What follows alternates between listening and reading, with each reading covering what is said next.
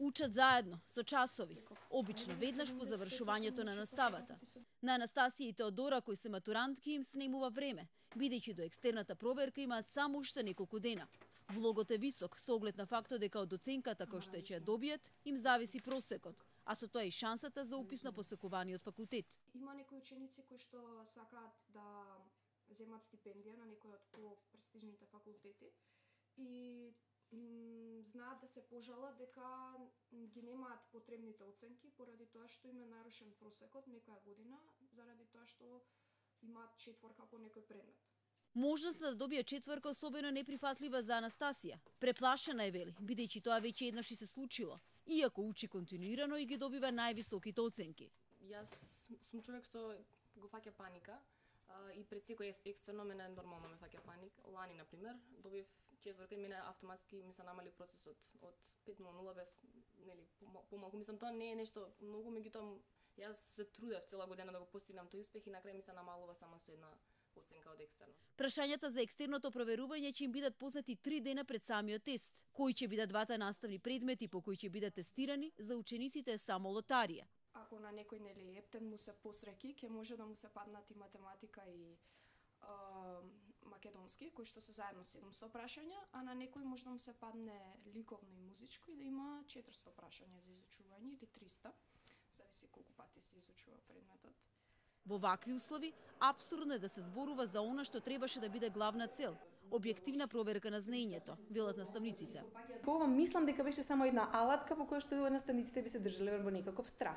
Ако сакаме возрастни луѓе кои што се интелектуалци, а треба да едуцираат и воспитуваат млади деца, на таков начин ги држиме во еден нели цело време под еден притисок дека доколку нешто не си објективен, внимавај што може да ти се случи, тоа сепак негативно се одвива апсолутно и врз енергијата на наставникот, на личноста на наставникот, тој не може да биде креативен. Незиниот став го делат речиси 80% од наставниците.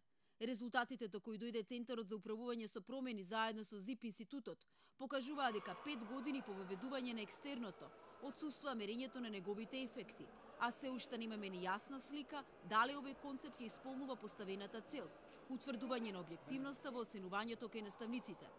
Досегашната пракса единствено ги потврдува запазувањата на учениците, дека најголем дел од наставничкиот кадар одлучуваат да играат на сигурно, односно да дадат средна оценка со цел избегнување на поголеми отстапувања кои би довеле до нивно евентуално казнување.